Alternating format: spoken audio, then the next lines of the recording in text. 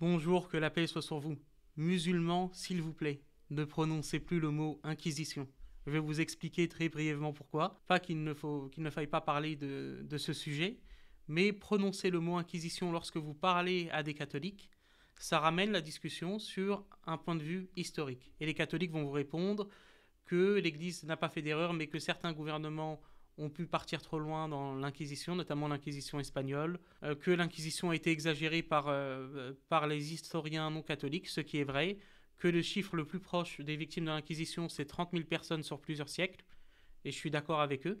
Donc, moi, je vous conseille, quand vous débattez avec eux, dites-leur, oui, l'Inquisition n'a tué, entre guillemets, sur plusieurs siècles que 30 000 personnes, même si c'est déjà beaucoup, mais d'utiliser les chiffres les plus bas sur l'Inquisition pour pouvoir aller directement sur le sujet théologique de la liberté religieuse dans le catholicisme, sur le sujet notamment des propos de saint Thomas d'Aquin sur la liberté religieuse, qui renie la liberté religieuse de l'hérésie publique.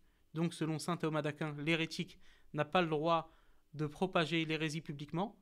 L'Église devait auparavant, en tout cas avant Vatican II, et c'est là pourquoi il y a une contradiction claire avec Vatican II, mais avant Vatican II, l'hérétique publique devait recevoir plusieurs avertissements, être jugé par une cour ecclésiastique, et par la suite être transféré au pouvoir séculier afin que le pouvoir séculier le mette à mort.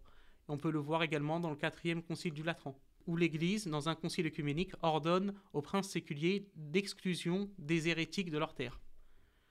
Donc il est intéressant de voir cela et de mettre en valeur ces points-là et d'oublier les points plus historiques par rapport à l'Inquisition. Ne prononcez pas avec les catholiques le mot d'Inquisition, restez sur le thème de la liberté religieuse dans le catholicisme, qui est un thème bien plus intéressant, en leur montrant que l'Église catholique, auparavant, avant Vatican II, n'a jamais affirmé la liberté religieuse totale. Elle a été condamnée par exemple par Grégoire XVI dans Mirarivos, et que donc il y a une contradiction avec notamment des textes de Vatican II comme Dignitatis Humanae. Donc, mes frères et sœurs en islam, n'utilisez plus avec les catholiques le mot inquisition, sinon vous leur permettez trop facilement